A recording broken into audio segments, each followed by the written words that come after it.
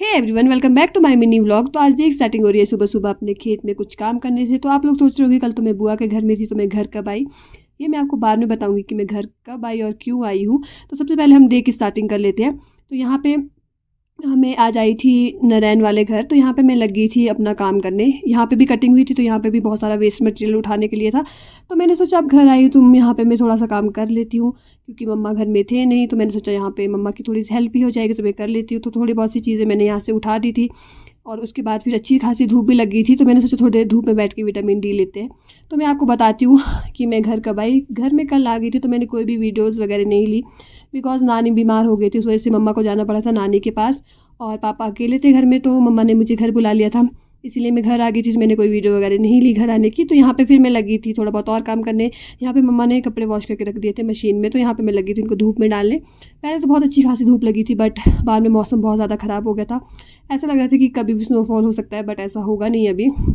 उसके बाद फिर मैंने सारे कपड़े धूप में डाल दिए थे। मतलब लाइक ऐसा था मौसम की थोड़ा बहुत धूप लग रही थी बीच बीच में, और नहीं और थोड़ी देर में धूप जा रही थी। उसके बाद फिर मैं रूम आई।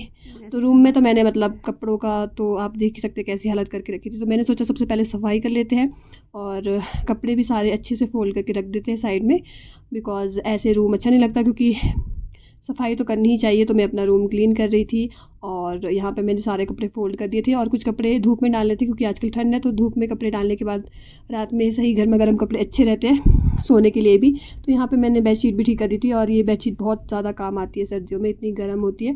तो मम्मा ने तो यहाँ पर बहुत ज़्यादा ये मतलब 3-4 बेडशीट ऐसी बिछा के रखी हुई थी, क्योंकि ये घर में तो बहुत ज़्यादा ठंड है। और यहाँ पे देखो रूम में भी अच्छी खासी धूप आई थी, क्योंकि धूप दोबारा से लगी थी। तो यहाँ पे मैंने सफाई कर दी थी जितनी कर सकती थी।